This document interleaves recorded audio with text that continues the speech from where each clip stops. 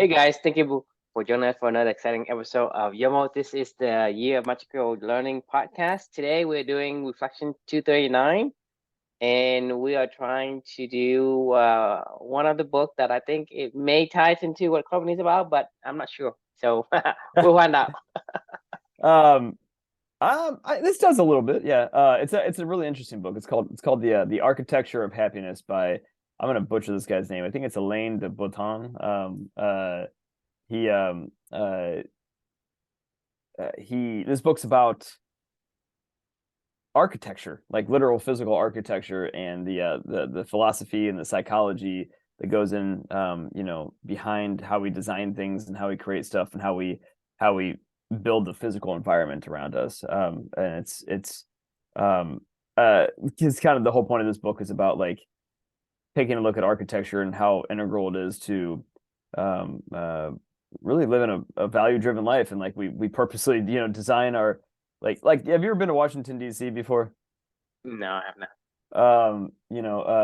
How do I describe Washington, D.C.? The best way I can describe it is it's big, in terms of like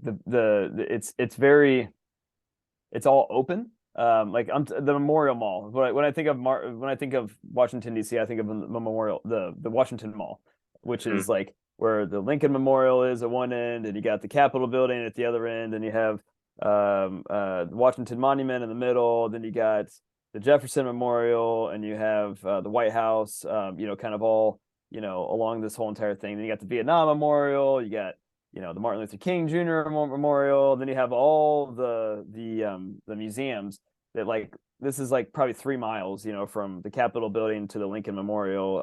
And then there's like a big reflecting pools all along the way, and like mhm. and then all along each for that whole entire 3 miles is um museums. They're like the National Air and Space Museum, or the Native American Indian Museum, or the Holocaust Museum, or the African American History Museum. Anyway, so like visualize Washington, D.C., and when you go there, it's very strategically designed. Like it's all the buildings look very I don't know how to describe it. It looks like the United States. Like when you think of the United States, it's like this is what I see. You see like these big tall columns, and really wide open spaces, but at the same time very strategically planned. Everything is the Capitol building at one side, which gives this like huge imposing like look over everything, and then you got like the Lincoln Memorial at the end of it, and you see everything is free. Every museum you walk in and out of all day long there is free, from start to finish. Well, for most of the museums, not all of them, I guess, but most of them are. I don't know. There's something about the way that like when I think of the memorial, the National Mall, the Washington Mall, like it just is the United States. It's like it just looks like our country. Like I don't know. I can't really describe it. Like, but it was, like the architecture, like you forget what it looks like, and it just, it reflects us. Like, it reflects, who we are, right? Like, and a lot of times I think the whole point of this book is you just kind of get lost a little bit in understanding, how architecture plays in bringing out emotions and designing the environments you want to be in to reflect who you want to be and who you want the world to see you as, right? So this particular book, my reflection, it was an interesting book. I mean, I enjoyed it. I thought it was cool. But my reflection title for this one is "We Build to Remember." And before I read this book, honestly, I hadn't really given too much thought around, you know, architecture and how it aligned to this whole journey is about values and purpose, and living your values and bringing them to life and all that other good stuff. And I personally, I mean, you and I are have been focused this entire time for the better part of almost 3 years now, of trying to manifest our values in as many activities as we can, right? But it didn't really dawn on me until after I read this book, like, well, shit, I think I accidentally kind of created the environments that I'm in, to reflect, to support those activities and how I want the world to see and how I want to be reminded of it, right? And it made me start to think, as I was writing this reflection, I just started to look around my office, and I was like, and I started to think of like take a tour of my own home, and there's like little monuments all over my house, where to my values, basically. There's my tennis ball machine little area down in the down in the basement. When I redesigned my basement, I designed specifically custom bookshelves in a workout area so I could get my activities in that I like to do with Amelia every day, which reading and exercising if I have to be at home and I can't go outside. And then I look in my garage and like the workout equipment and stuff like that for more workout stuff. And then then I came up here into my office and I started to look around and I was like, son of a bitch, I hadn't ever really noticed it, until I started looking around. So I'll take you on a quick little tour. So you see like this picture over here, Mm-hmm. and then you see this picture over here. Right. Okay, so that's the northern lights on that side, and this side Mm-hmm. is just like a nice little calm beach. And I strategically bought those and put those there across from each other because I wanted to see like the warmth and the cold, right? And kind of the whole balance of conversation that we always talk about. Then right behind that one, there's this is Mount Haleakala, the sunrise, which is somewhere I've been for in Hawaii twice. And we always talk about mountains, and then we also talk about the valleys, right? Like down here, right? So across that from that side, you got your mountains and you got your valleys, where we always talk about going up into your mind at night, or during the day, and then making sure you come back down to the valley floor. And then on over there, I don't know if you can see those little square photos over there, I but can you see got Brian. Brian. I don't know.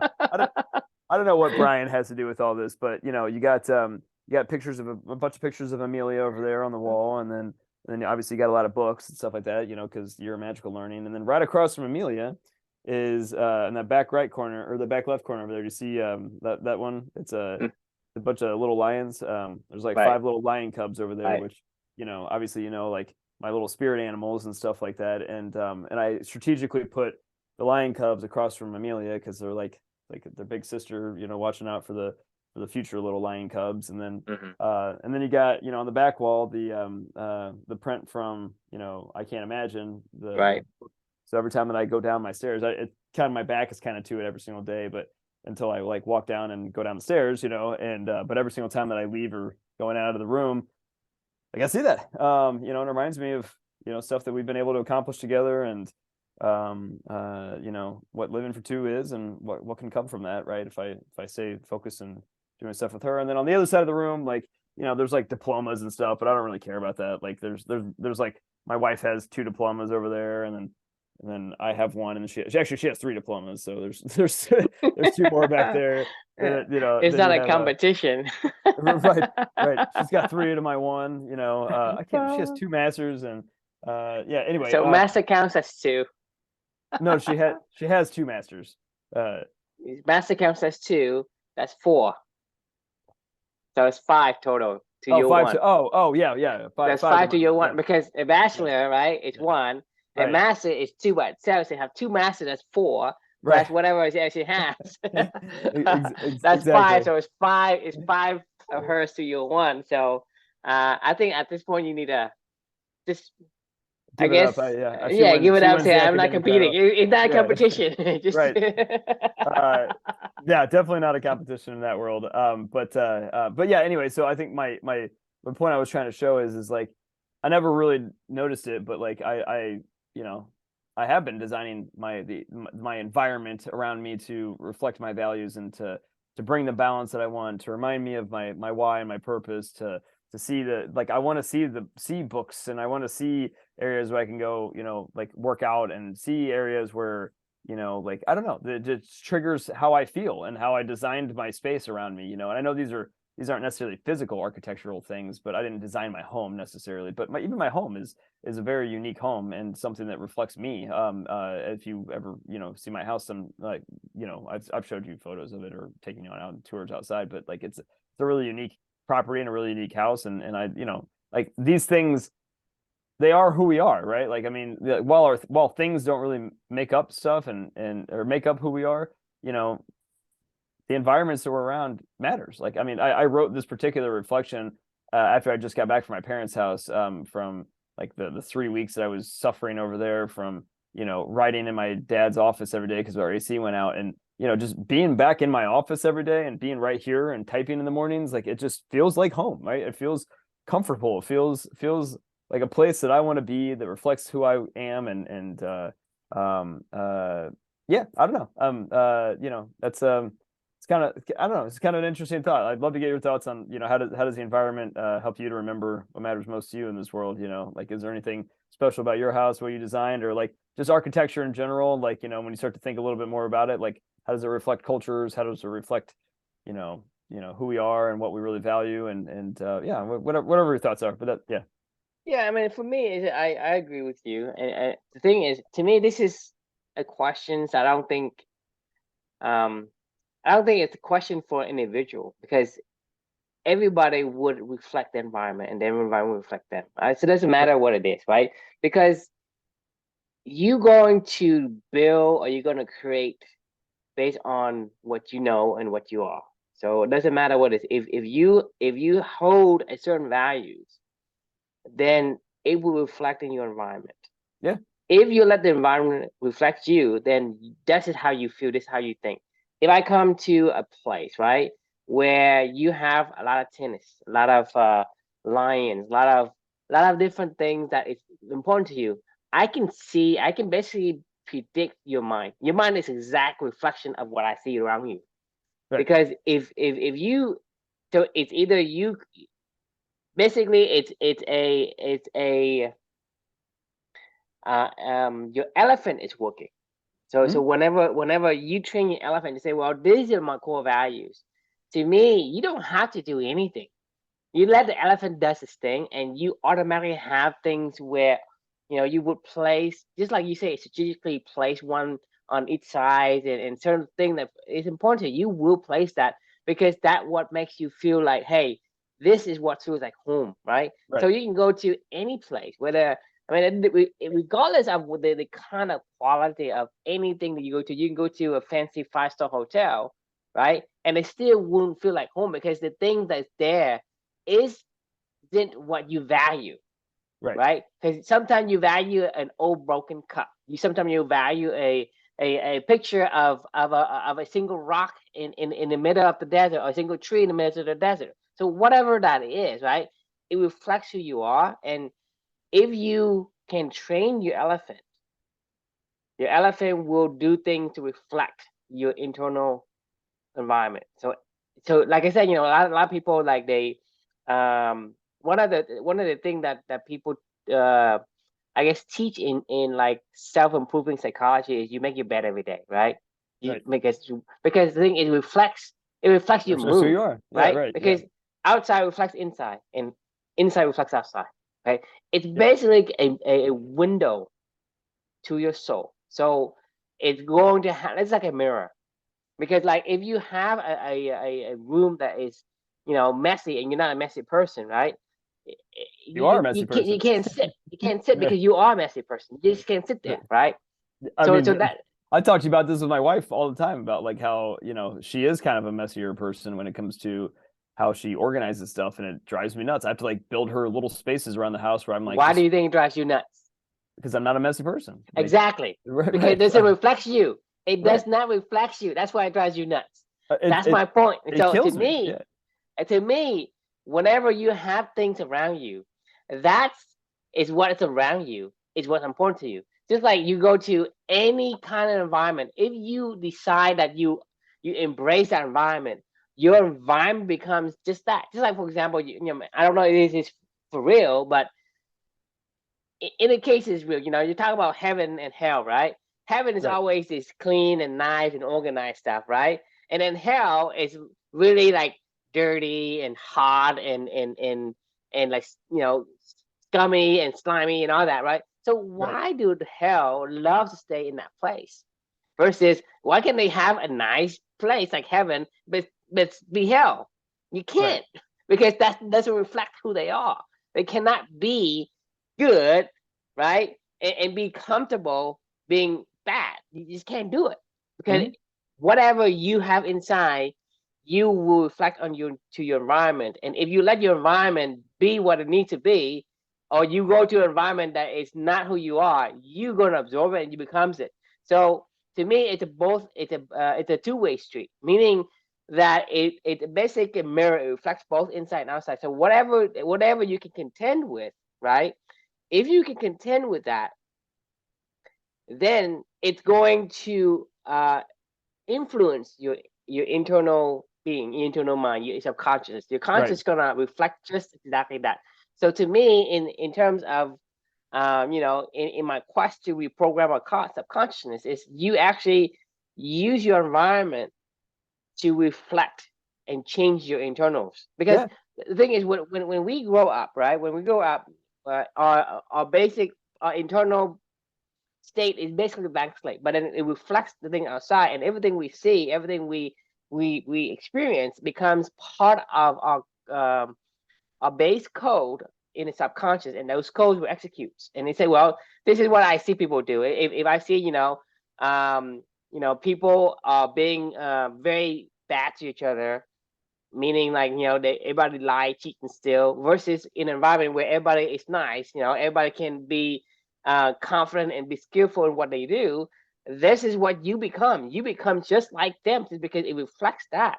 And Right. so, whether or not when you grow up, unless you change that environment, right, so you have to change one or two environments, either the outside or the inside, right? Yeah. If Or you if you both. I if, mean, well, ideally.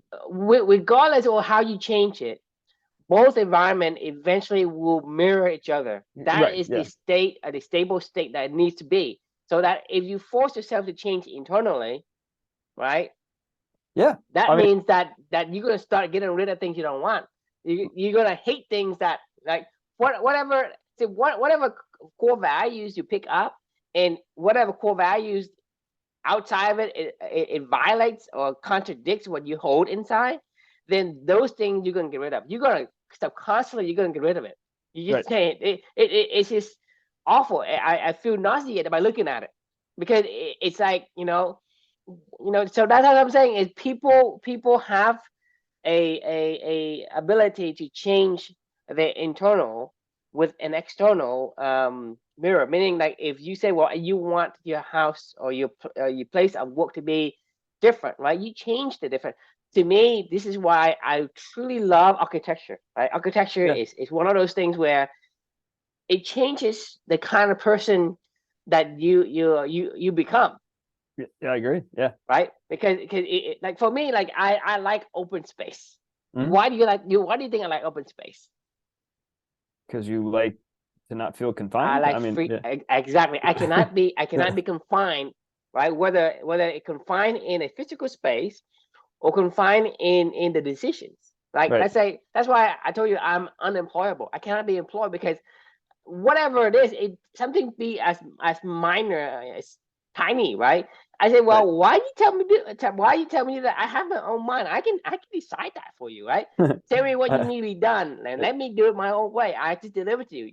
This is our contractual agreement. So for me, is for most of my life, I'm always been a contractor. I just cannot become an employee, and even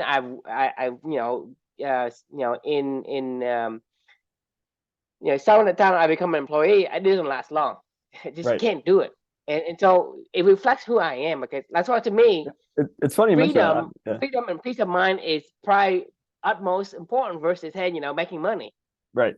You know what Yeah. I mean? Because like I said, if you ask me, what's my number one kind of like destination, is the Mexican fisherman. If you ask me who's my superhero, I say the Mexican That fisherman. makes it the guy that that does what he I say, wants. Yeah. fish a little, eat a Right. little, go Right. sleep, do it, take a little siesta, He's got go, extreme freedom is what it is. I mean, exactly. You do yeah. whatever you want. That, to Right. me, is the most important. It's not like, oh, I want to be like Elon Musk and make billions of dollars. Well, what the Right. hell is going to do with the money?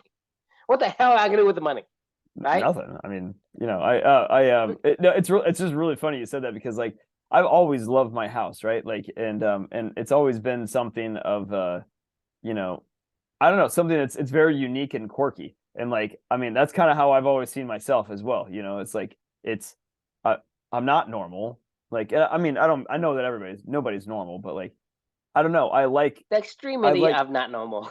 yeah, I like you know what I love about my neighborhood? Like, I mean, this is gonna sound really weird, but like I live in a how do I describe it? It's like it's an urban environment um that has around my neighborhood has some pockets of and very close to my neighborhood has some pockets of pretty well, I mean, just like low income, like, I don't think, I don't want to call it crime ridden, but like lower income areas in between my house and like downtown Indianapolis. Hmm. There's probably like a 3 mile stretch basically between my house and downtown Indianapolis where it's kind of just like a sea of shit until you hit about like the near east side of town, which downtown, which is like, like if I'm running, it's like a 35-minute run, 30-minute run for me to get to like, to like downtown from here, like the city, kind of area. And it's like a straight shot. Anyway, my point of what I'm getting at is I love that I don't live in the suburbs of Indianapolis where like, everything's really planned out. There's beautiful parks, there's, running, jogging paths, like all the streets are nicely paved. No, like we got some shit streets, we got potholes everywhere. We got a nice little park down the street, but it's like, it's a city park. It's like, the city kids are there. It's like we're just hanging out doing weird things, like, people come and go as they want. It's a very diverse neighborhood. We have very high income earning professionals, and at the same time low income earning white collar people can be living like right next door to each other. Some houses are 600 or $750,000 for Indianapolis. That's a decent size. That's a decent house. And some houses are $100,000. Like, I mean, like, and they're all in the same neighborhood, and I love that aspect of it because it's like I feel like I feel like I'm home. Like I don't have to pretend. I like when you're in those like richer suburbs, where everybody is like, got their, you know, $7,000, 7,000 square foot home, and they got, their new subdivision that they're in, and they're planned communities. It feels like everybody just has to be the same fucking thing. Like, two parents with two kids, and you go to the nice school down the street, and and you talk about your golf for the weekend, and I don't fucking know. Like, I mean, it's nothing like what I want my life to be like. So every time that I ever see like or go visit my friends that live in those areas, it almost makes me like I get like the Mufasa shivers where I'm just like, like I can't. I mean, I'm just like I can't. I don't want to be here. I like my messy, disorganized, not easy to label neighborhood. Like it's Hmm. I like my quirky house. It was built in like the early 1900s. That is a really unique property that exists nowhere else in the city. Like no one else has what I have in this regard. Like there is not a single home that is anywhere near like this home in this city. And I don't mean that it's like some crazy special place or something like that. Literally, it is. There's nowhere else in this entire city that there's a home that exists anything like my house. And Hmm. and that makes me feel like it's more like me, right? I don't know. Hmm. I don't know how to really describe it, but you're I mean, saying the like, thing is, I completely understand because like I say, your environment reflects who you are. The environment you choose reflects who you are. yeah, And if you don't like choose it and you let it choose you, you become it. You that's become just awful. like it. I I do mean, not want to if be you a say, suburban like it's you just know like, if you said, from Robert Frost, if you're taking, the road less travel, right? Like right. the fork in the road, right? Whatever it is, if you take the road less travel, then the road that's less travel, whatever it is down that road, gonna be Yeah, reflected into right. you, Yeah, yeah, right. or the vice versa, right? Right. So it depends on where the change comes from. You can change from outside, and you can change from inside. Because for example, you and I, right? We went into the aha moment of our lives, and we say, well, we I didn't do a lot of these self reflection before. Now I do. From these, I can understand some of the things I like, and I'm starting to say, well, what's more important for me versus something else, right? Right. And so you can say, well, that's more important to me. So what I do is I'm going to focus on that values, and because I focus on the values, my elephant automatically say, well, this guy wants to do this, and so most of the I guess the effect of that change internally will manifest outside, because your elephant actually will Right. start like organizing things in a way that need to see what inside. So it's like the window, not a window, but like a mirror. Like Right. it reflects exactly, That's right? exactly what And, it is. It's a and mirror so of who we when are. you talking about the way that you are, like for example, when you choose Brian to be in the corner, right? when I he didn't mean reflects that on. is not on purpose, just so you know. Like actually that's a really good point you just made. It's not. It don't have to be on purpose. Because I'm telling you, you're not conscious of it. No, I know. I You're not so conscious of the thing you put. Most of the stuff you're not conscious. You only there's only a few things that you are conscious of. That like let's say you change your core values, right? And you're conscious of that one thing, but the 100 other things, the elephant's doing it. right. No, yeah, I mean, no, you're totally right. So on Brian, by the way, it's funny you just mentioned him because I don't know. Have you ever noticed that before, by the way? Like the Brian in the corner? Yeah. Okay, all right. So I mean I honestly forget that it's there. So Brian also has a bunch of Mardi Gras beads wrapped Yes. around Yes. his Yes. I and mean, the it the just to me, it's like you are him and he is you. right So I right mean, so even so with the Margot beads on there, it's actually much more you than him by without the beads. right. Well, so like those are from real Mardi Gras, where we're like, we were, well, I actually I think they're from multiple different Mardi Gras that I've been to in my life. One of them being when I was 15 years old, and my dad took me to my dad loves to scuba dive, right? Mm-hmm. And this was like, my dad loves to scuba dive. He still tries to make me go do it with him all the time. But he loved it so much, like he had all of his own gear. He had his own BCs. He had all of his dive gear shit. Like he was like super. He's always been super into to scuba diving, right? And he would take these scuba diving trips all the time. That's why they have a condo in Grand Cayman because I don't know if you know anything about Grand Cayman, but like Grand Cayman is like this hemisphere's Great Barrier Reef kind of equivalent of Australia. It's like the best diving in the world on this Mm-hmm. hemisphere is in Yeah. the the Cayman Mm-hmm. Islands. And so that's why my parents have always had a condo since I was a little kid. They've been to Grand Cayman probably I don't even know like I don't know how many times they've been there. A lot, But my dad would Right. always, want to go scuba diving. And so the day that he turned, the day that I turned, you have to be 13 years old in the state of Indiana. I don't know if it's like this everywhere, but in the state of Indiana, you have to be 13 years old to get your dive license to officially Okay. go out there and dive. One of my best friends at the time, well, still one of my best friends, but his name's Rob. He wanted to learn how to dive, and my dad wanted me to, as soon as I turned 13 years old, to get my license so he could take me on dive trips and stuff like that. And I was like, whatever, fine, I'll do it if you want to hang out and like spend time. I'm like, that's fine. So he enrolled me in this class. It actually started on like the last week of July. My birthday's in the first week of August, so I technically was Mm-hmm. only 12. I was like, but they let me slide because I was going to be 13 in like a week or whatever. So it was even before I turned 13. He enrolled me into a scuba I diving can't class, wait. and he couldn't wait to make me do this. So I did my lessons for like 3 months or whatever it was in this pool here in Indiana, and took all of my certification courses, and every Saturday and I think it was Sunday or whatever we had to go for like 4 hours for like a month or something like that to this dive like school basically. And Mm-hmm. me and my one of my best friends did this class together, and then we did our open water dive here in Indiana, all to lead up to the next spring where my dad took us on our first like real open water dive to Key West, or to the Keys in Florida. Mm-hmm. The reason why how this all fits into the Mardi Gras beads. So when my best friend and I was 14 and he was 15. So we actually had the exact same birthday. He's a year older than me. So I was 14 and he was 15. So we're like a year later now. We're officially got all of our dive stuff and whatever. And we're excited to go on our first like out, like actually out in the ocean kind of dive. And we're with my dad and one of his buddies, and we're going down there. And my dad goes, we're in Key Largo, and which is like one of the northern keys, like Mm-hmm. whatever. Anyway, so we dove Key Largo. My dad was like, "Hey, I'd like to go down to like Key West, and I heard there was like some big like party going on down there right now." And it was like I was like, okay, I'm sure, whatever. And I was like, what's it called? He's like, I don't know, something called like Fantasy Fest or something like that. And I was like, I don't know what the hell that is. Whatever, fine, sounds fun, Dad. Let's go.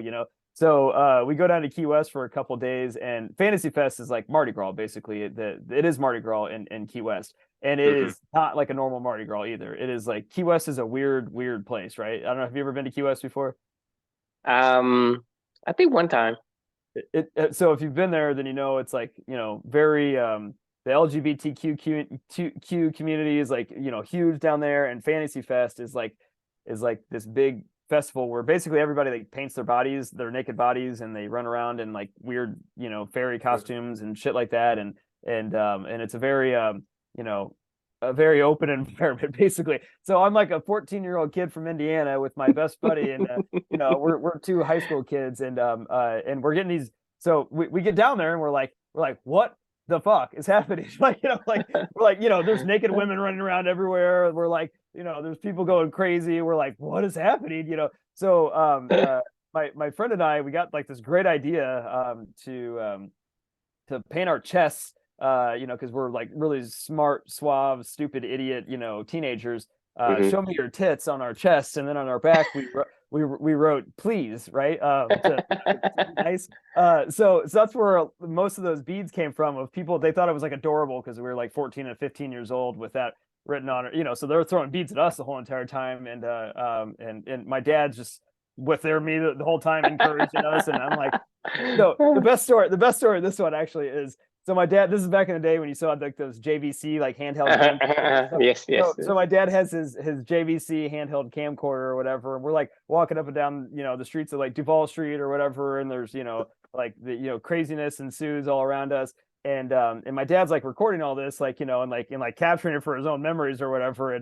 And as we got back home, he was showing my mom some of the videos from the trip that he took, the scuba diving trip and whatever. And then like the Key West trip comes up, and some of the scenes of it is what's going on with Fantasy Fest.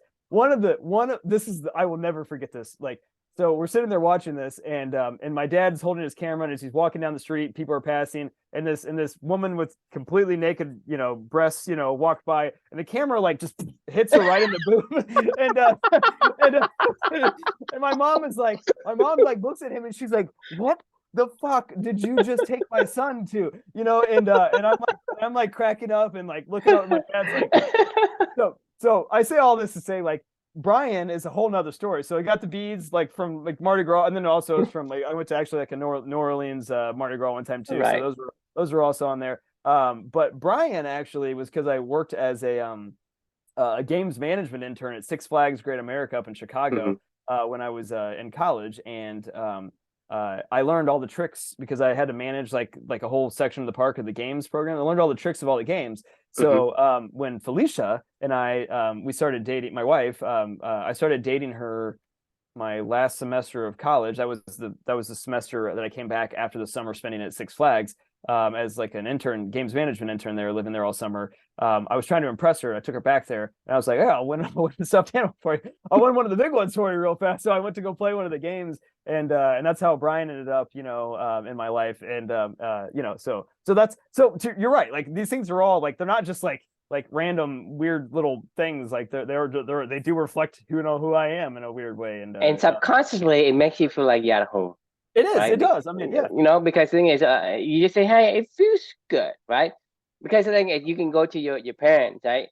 I mean, he can have the best furniture, the best room, the best paint, the best carpet, whatever it is. It doesn't feel like you. So it's hey, it feels not me. It feels weird.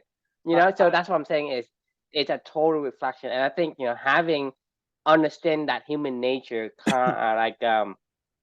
construct, right? We can actually reprogram ourselves in a different way. You like, let's say that's why for me is like these things that you have in your house, or it's like for the book cover, right? The book cover you have on the top of your entrance, right? That's your trigger. This is your trigger. It like reminds you. It reminds you it reminds you of the things you had, right? And to me, you can actually, because this is what you did, right? And you can actually use it as a trigger. But and also with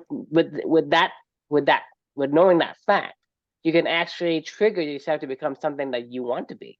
Let's say you figured out, hey, I have trying to be a beaver all my life. And now I'm saying I wasn't really a beaver. I was like, maybe I was a platypus, right? And so you can say, hey, if I'm a platypus, what is it platypus needs to be, and how can it? So you can actually. Oh man, you're you're cracking me up because like one of the stories, one of the last ones that I just wrote, the 362, we won't cover it too much, but it's about the lion and the raccoon and me realizing I'm not a lion. I've always told people I have two spirit animals. I even said it in this reflection. You know, one of my spirit animals is a lion, and that's why the little lions are over there. I'm not a lion. I had this epiphany after I read this book because I was like, it was about Loki, you know, like Loki, the Norse god Loki, like Thor and Loki. I, you know, you're not supposed to like Loki, but like I like Loki, you know? Like, I mean, no, not like, yeah, Loki's cool. Like, no, I'm like, Loki's me. Like, you know, like, I mean, I'm like Loki. I'm mischievous, I'm stupid, I am the raccoon. Like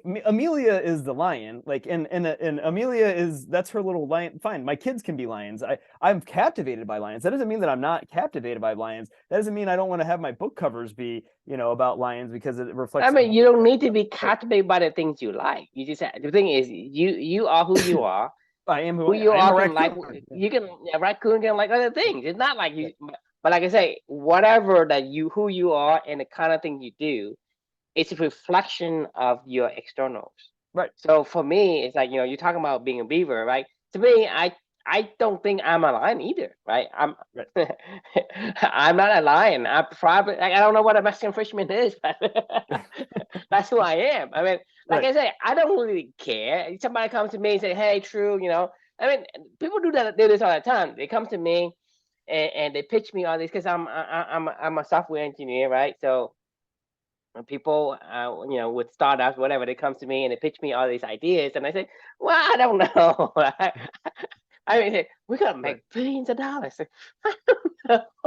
I don't care. I mean, most of the startup I joined was like how they get me, and I keep doing this. Is how they get me is like you don't have to do anything. You just have to be there and just work on your own pace. And I was like, oh, that sounds cool. And then Right. and then I get real into these things.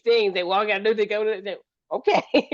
But the thing is, the only reason why I joined was whatever how they say the way that it's supposed to work is yeah, you just put it in the hours you want. You just do the Yeah. way you want. It's You're like free, you know. Yeah. you're Yeah. free, and Yeah. so that gets me to say, well, that's who I want. So Right. subconsciously, it's enticing because they say those things. You know, they can say about how good something is, or how big something is, or how giant something is. To me, it isn't kind of spark the interest. You know what I mean? So Right. it doesn't align with who I am. So that's Right. the Yeah. thing You're is, yeah. it's like I don't think I'm a lion because a lion has to be like the king of the jungle. I don't want to be a king of Right. nothing. Yeah. Like so, and to me, it's like for me, if you in a like in any kind of scenario, if you ask me whether I should fight or I should run, I'm probably gonna run first. I I, won't. I I I would don't. too. I Actually, don't sit there. I wouldn't even run necessarily. I would probably make sure that I never enter into that environment without what like one of my really Yeah, tall you just friends go steering to around. somebody You go else. Yeah. around any No, situation that say, "Hey, that looks precarious." I just go well, around. I'm not gonna go like I bring inviting protection with me. trouble. No, I know. But I I think, no, no. I invite the trouble. I just bring protection with me. Like I don't ever do something dumb when I'm because you're the unprotected. Like beaver. yeah, No, right. Yeah, the you're the raccoon. Yeah, raccoon. You're right, the right. raccoon. Yeah, yeah. You're the troublemaker. But the thing is, you Exactly, cause the trouble. exactly. But you're not gonna put your hands on there and get yourself like I'm not gonna get dirty beat from it. up. Yeah.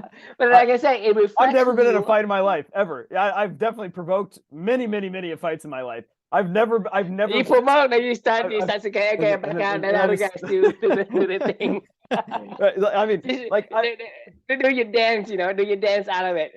I mean it's It's it's I mean I'm glad that I had this epiphany because I've always joked around. I've told you this many times. I have two spirit animals, like I'm a lion and a raccoon, and I'm like, but no, I literally realized I'm not a lion. I'm just a raccoon. Brian is a representation of me. You know what I mean? Like that is exactly. who I am. You know what I mean? And that's fine. Like there's nothing wrong with that at all. Actually, it was really this whole conversation. I've been wanting to share this with you. So it reminded me of Blink, the Malcolm Gladwell book. Hmm. There was a section in there where he talked about, you know, what if you were going to hire somebody, what would be a better course of action in terms of deciding whether or not they were going to be a good hire or not? Spending an hour with them a week, for 52 weeks a year, and really getting to know them and taking the time to understand that, or walking into their home for 30 minutes and spending 30 minutes in their home, sight The unseen, just second one.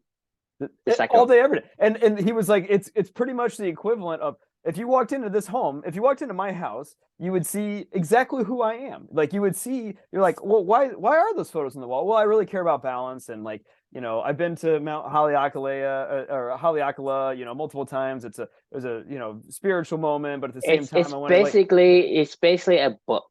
right, Your yeah, home is a book about you, exactly. I mean, and right? what's that photo on the wall? Oh, that's the book that I wrote for my daughter. Oh, what's your daughter? Oh, she's over here. She's the most important thing in my life. If you ever want to know what's important to me, like, Of course, because the thing is, talk, it's displayed on yeah, there, right, right? And the thing is, it's displayed in the most traffic, path, right? right, It's the most important. right. It, So I it mean, spend 30 minutes in your home and you'll know who the people are, right? Like, I mean, and exactly. he was like, instead of having interviews where you bring people to their office, like, you should go to them, like, and go just say, hey, I'll come meet your house, it's fine, like, and like, I'm like, I mean, the thing is, you think about, like, I can spend a week. What's the first option? it said an hour a week An for 52 weeks a an year, hour a week yeah, in yeah, 52, right? yeah, So that's 52 hours. right, That compared to, let's say you're like 35. That's compared to 35 years. That's no comparison. Because in your home, it took you 35 years to get it to be that, in that pattern and that way. right, So that means the thing is, an hour a week for 52 weeks is only 52 hours. This is right, teeny tiny in terms of the what you can see. You can actually read the whole book of this person's story in the environment. yep. Because then whatever, like, for example, your Brian, right? How many years would it take you to get Brian there? Oh, geez. Well, I mean, well, we're talking about, It took your whole life, yeah, I mean, right? yeah, I mean, that Right? that I've and, had, and and it stays there from when you were what, like, whenever you, well, however long you we moved dated in. Felicia, right? Yeah, we got No, that no, in no, no. The 2000. Brian comes from the carnival winning. You Yeah, were so dating your wife. 2006, 2000, yeah, 2006 or 2007 is when I got it. Okay, So that's what, yeah, yeah, 15 years.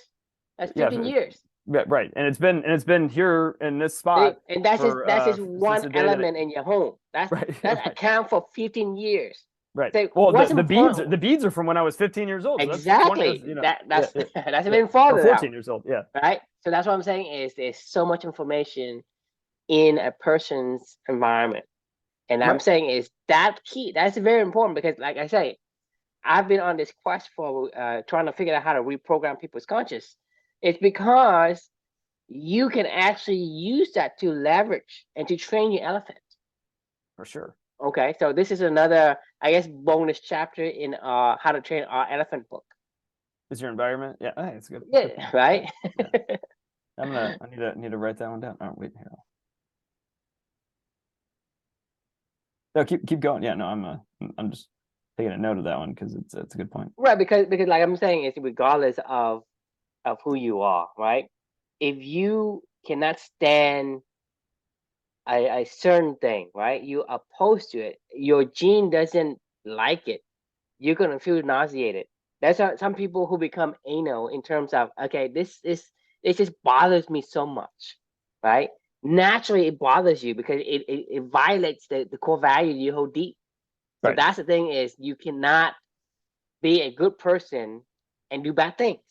And you cannot be a bad person and do good things. It just violates your core values. You can't be a Loki and try to be a Thor. Thor You bores the cannot. shit out of me. Like, Thor is boring as fuck. Like, I mean, let's just be honest. Like, I mean, the whole reason why even the Norse gods, like, so that whole book, like, it was, every basic story was like, Loki did something stupid. Everybody gets all up in a kerfuffle, and everybody, well, he's entered. It's, the whole story is, the only reason there's a story is because Loki did something to make something happen. Like, just was like, hey, let's see what happens, and then he fixes it, like, and it's like, it's fine, like, we're good, and everybody's like, Yeah. oh, well, we're better, like, Yeah. but yeah, sure, like, Thor did some shit along the way, like, whatever, but like, you know, But you don't. The thing is, you don't remember what Thor did, though. I don't remember Thor. He punched somebody with his with his little Something hammer. about a hammer, Like something yeah, about right, yeah, hey, the hero wins in the end. But it's like you say, it's very predictable. And a lot right. of time, like some people like predictability, and some people I'm, don't, right? they do And so, very much so. I Yeah, mean, for me, it's like I said, for me, is the best day is a day there's nothing happens to me. right. Like I don't have any kind of issues. I don't have any kind of anxiety, right? Like the best day is everything is the way I like it. I just like everything's there. I just have my freedom to do whatever I want, whenever I want, without having to, oh, I gotta go do this, oh, I gotta do that, oh, I have to do whatever. So to me, is that's me. That's the kind of person I am, and my environment and the way I live my life reflects that. For me, it's like I told you, I like open concept stuff. Like my entire wall is all glass. Like, Right. I mean, talking about it's like I think it's about 60. It's 60 feet long. 60 feet long. Oh gosh. House. Yeah. It's a long house. It's not. Yeah. It's not a square house. It's a long house. Right. So on the east side of it, the whole entire wall, like all the walls, like it's glass from floor to ceiling. That's pretty cool. Floor to ceiling, Yeah. not even like, hey, there's a little bump on top. No, completely up to the ceiling. It's Yeah. all glass, right? And the thing is, my house, it's so hard to fix. It's because everything's custom. Everything's custom. I can't fix the Yeah. house because there's no parts for. It's it sounds like a true like mid-century modern, like Not only is it mid-century modern, it's an experimental mid-century modern, oh, there you go. So it was even right? more, it was that whole To me, experimental time essentially, is there is experimental. probably no house like it. Probably exactly like it on Earth. I believe it. I mean, it Because sounds like it. I mean, the architect that built it, it's probably like he's kind of famous, but not like famous, but he's kind of Right. famous. He has Right. like 3 generations of architects. That there's his grandson is an architect of some reputable firms, but in the 50s, he's trying to build this new experimental Yeah. architecture. So he built this building. So this building is what they do is they pull 2 slabs, right, and then they jack up the second slab as a ceiling. And Ah, so the roof of my house is actually a slab of concrete. oh, that's That cool. whole concrete is reinforced concrete, Yeah. right? And so it's difficult to get insurance. It's difficult to get any part. It's difficult to fix the roof or whatever. And it's as old, it's very old. It's 70 years old. Right. Wait, And do you even need a roof? I mean, you just need like slats or you, something to like. you do you kind of do because what happened is um,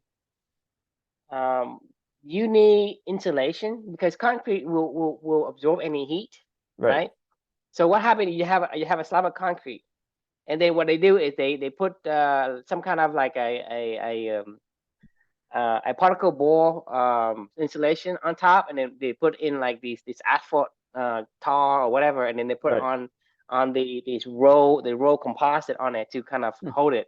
But because the sun is so hot that if you don't, let's say the sun is hot and you walk out barefoot on concrete, it's gonna burn your feet, right? Right. Because it absorbs the heat. So Right. you still want to have some kind of roofing material on top of it. Gotcha. And so that's why we do have some roofing material. And then and because it's a flat, right? It's a flat roof.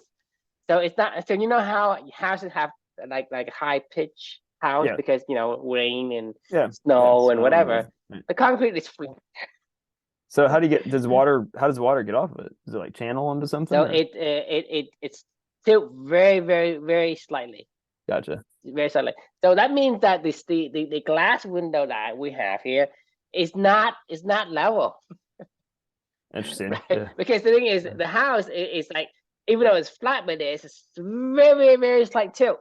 So that Right. makes the rain go down the thing, and then Is the glass on the side where the rain comes down or on the other side? both sides. Oh, so there's glass on both sides. No, there's glass on one side. I have a neighbor on the other Yeah. side, No, right? no, no. I'm saying the slant of the roof is the glass No, on no, this side no, or is no. it The on this side side? of so So my house is situated like this, right? Right. Like this is north, this is south, right? And so on the east side, this is where the glass is. So the roof tilt like this from north to south, The roof's going that way. Okay, all right, I right? see. So the front is a brick wall, the back a brick I wall, see. in the mid and in between it, they have a like maybe like a brick wall cut, but then Oh, the so the glass isn't even the same size as it goes up. yeah. Oh, I see. I see. I was thinking that the glass would all be if it was all tilted on this side, like this if it was this way and then the glass was on this side, but the roof was tilted this way versus sorry, this way versus Right. that way. Yeah, it's So so yeah, your glass has to be cut in a, I don't know. It's more of a yeah, slanted it's going the slanted, whole way. yeah. Yeah. And Interesting. so it's difficult to do anything. And the plumbing, right? It's actually inside the concrete.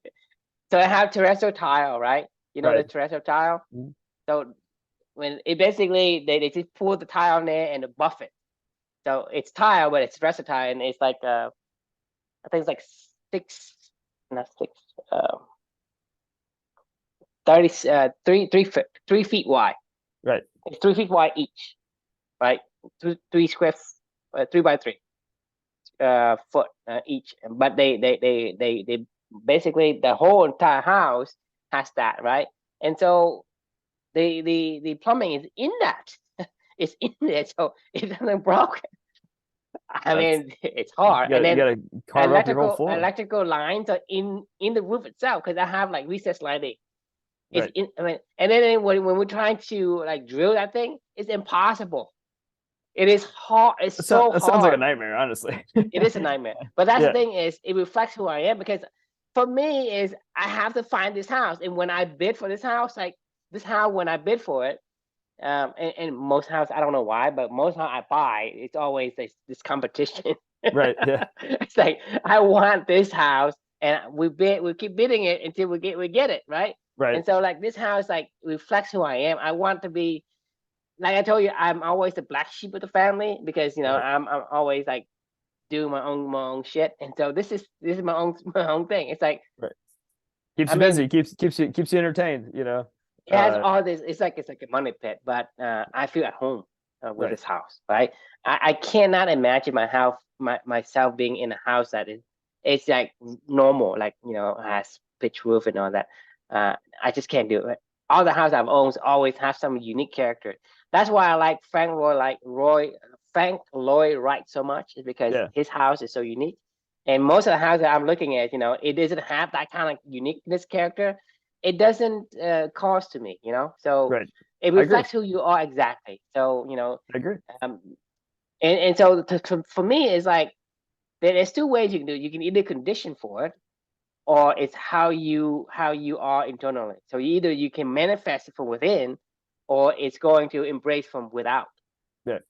Yeah, I right? agree. So that if you want your kid to be you want a kid to be a certain person, right? Put them into the environment, it reflects inside. Like let's say you want your kid to be a in business or marketing or in technology, whatever. If you, let's say you don't code on and you don't know anything, you don't like math or whatever, you Right. put your kids in places where you have a lot of computers, a lot of math, a lot of whatever that you don't like, right? Even if you don't like it, right? Right. It will reflect within, like I said, you want to put Lucas in that environment, it will reflect on him, and he will embrace it, because when he's smaller, he doesn't know. Right. He doesn't know internally what he wants, so he can embrace the outside, the external. Mhm. And so even for us as an older person, we can actually change the way that we become. Like you want to become like somebody who like whatever the kind of person you want, Well, and you want to change your this habits or whatever. this room did not look like this before Amelia was born. I don't know if you know that, but like this room used to be um like our third kind of living room space. It was kind of just a blah space. We had some couches, like you see like these couches up here, those two, that Mm-hmm. one and that recliner on that side and that side. Right.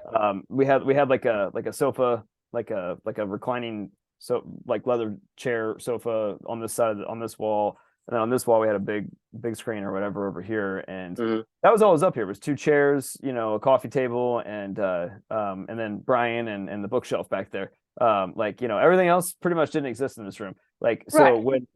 when Amelia was born, like I got kicked out of my office, which is now the nursery. And my wife was like, "You got to go somewhere." I mean, the story about the whole basement. Right. That's why we redid the basement. So like my whole entire home has almost changed night and day since Amelia was born, and it really reflects a lot about more, of her. Like at this point in time, like those photos I was just showing Right. you on the wall, like that was for me as I was writing the book, and I was like, learning who I was, and I was like, I went up here to feel more like me up here, and like I mean, all these things that I'm talking to you about, like a lot of these have happened, in the past few years alone, like it's not like my house didn't reflect me at all beforehand. It did. It just, It will now it's affect way you. more. Right. Yeah. The thing is, this is what I want to caution you and anyone who wants to listen is it's either you reflect it or it reflects you. Because Right. let's say you leave your attic like the way it was before, and you come up here and you sit there, right? I wouldn't be Whatever inspired is by in this. your environment, it will go internally, and you feel the same way, Yeah, right? I agree. We're talking about the turd sandwich yesterday, right? Right. Right? You go to that environment, I right? hated coming up here. I just, so you know, like I used to hate coming up here. I was like, this room sucks. Like, I mean, I never came up here ever. I mean, I think I've maybe spent like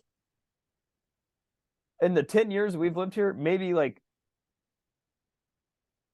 a total of like 20 hours up here or something like that. You know what I mean? Like, and I never came in this room ever. Just to be clear, never came up here. I hated this room actually. I was like, this room sucks. It's boring.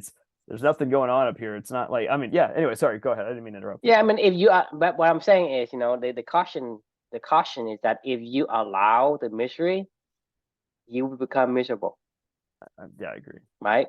So it's either come from within, meaning like you decide, hey, I want to become this person, then you start slowly changing the environment. But if you go into an environment without having this wanting desire to change, to know who you are and be the kind of person you want to be, then your environment is going to change you, and you become just that person. You can go to a turd sandwich factory, and you're going to love turd sandwich. I mean, It's I just the agree. way it is. Unless you say, well, it's turd sandwich, I ain't going to eat, regardless of what it is, regardless of where you go, you're going to change it. Because the thing is, this is what I'm saying is you go to this turd sandwich factory, right? But then you have this club in your light, right? These club in your light people, you trying to influence your company core values onto these people that you you Oh, you yeah, you work with, right? So for sure. you reflect that environment. That environment doesn't reflect you because you rejected it. You say Right. this QBR is the shittiest thing I ever had to sit I told through, my right? team that, I mean, they know it. Like, I mean, But that's what I'm I'm not saying is when you know what you want to be, you reflect the external. That means that the people around you, it's gonna be more like you. right. Or you go Or, into the environment without having that thought, right? That want, that desire. They absorb you. You become just like them. right. So Actually, either they become like you or you become like them. I totally agree. And like I was gonna say, like, we build to remember. Like, I mean, this whole entire room is about me remembering, like, and I feel And comfortable in and this this room, this is automatic, by the way. That's what I'm saying. It's automatic. So that's why it's dangerous if you allow it. Some people do. Some people allow the environment to dictate who they are. Like people live in a slum, right? They live in a slum. Right. They become the slum. Say, why can't you get out? I don't know. I can't get out. Right? People in a bad relationship, right? They stay in a relationship. Why didn't you get out? I don't know. I don't know how to get out. Right. Right? Because that's a danger. Because without having it, it will dictate what you have inside. It reflects inside. If you don't have anything inside to reflect out, so that's why if a that, so the difference, but like I said before, you go into an environment, you reflect it, or it reflects you. But what's the key? What's the key? I mean, it's knowing yourself. I mean, like, it's my key. Like, if The you know key what you is care about. having a desire, right? Because if you allow osmosis, equilibrium to take place, right? It's homeostasis Mhm. for lack of better, it's homeostasis because whatever you have is the same, right? The moment you raise something internally, it's going to start to flow out. Right. right? But if you don't, you leave it, right? Eventually, you go and they're gonna flow in. And so it's homeostasis. So that means that internally, if you have something that you want to do, you raise it.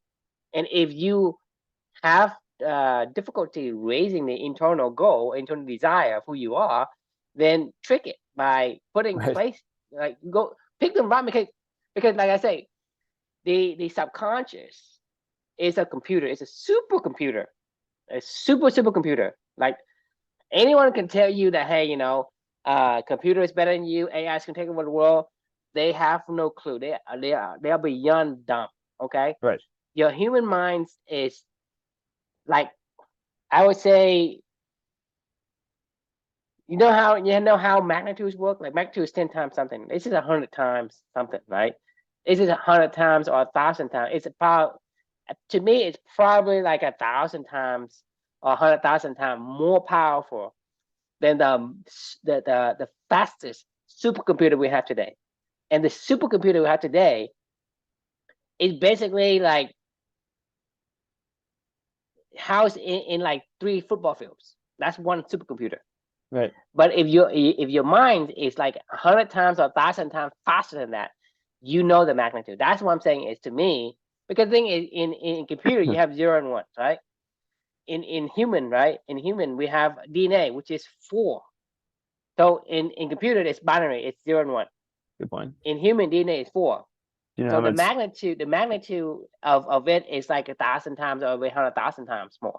the That so I've so I've heard that synchron if you tried to um um to do like sequence a protein, like it's like way even more than DNA, which proteins are really the building blocks of everything anyway. But that's what I'm saying. The protein, you have 4 of them. You have 4 bases.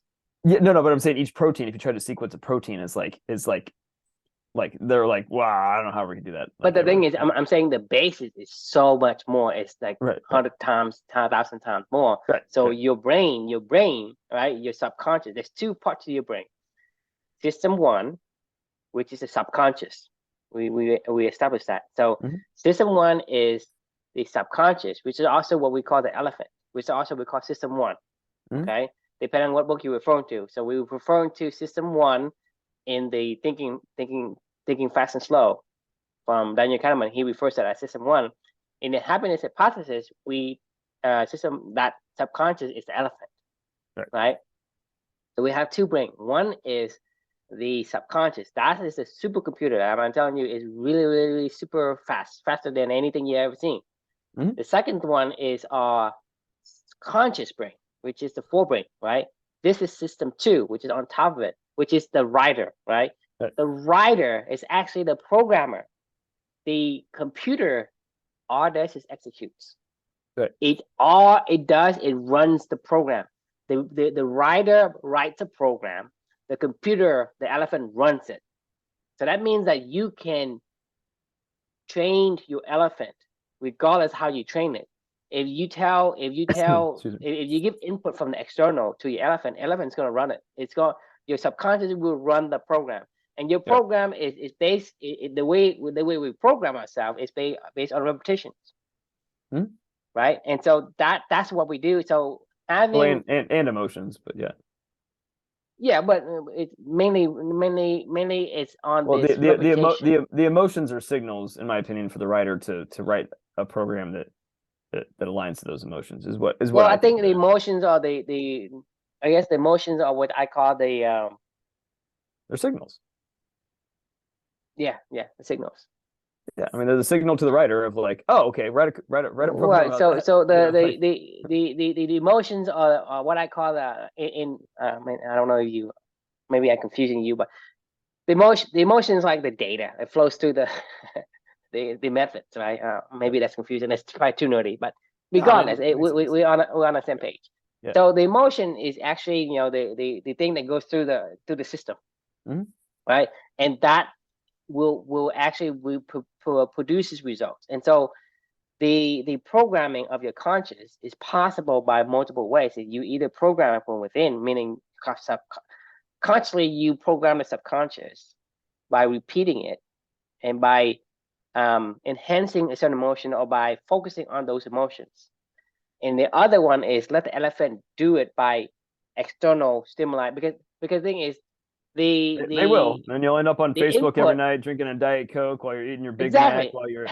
while you're watching 24-hour cable news, while you're I mean, you think about it. playing If video you games and not and so exactly. So the and to kind of prove further proof my point is like how the another thing is the inputs to the computer are your senses, your touch, your sight, and other. So, for example, when you listen to uh, upbeat music, right? You feel upbeat, right?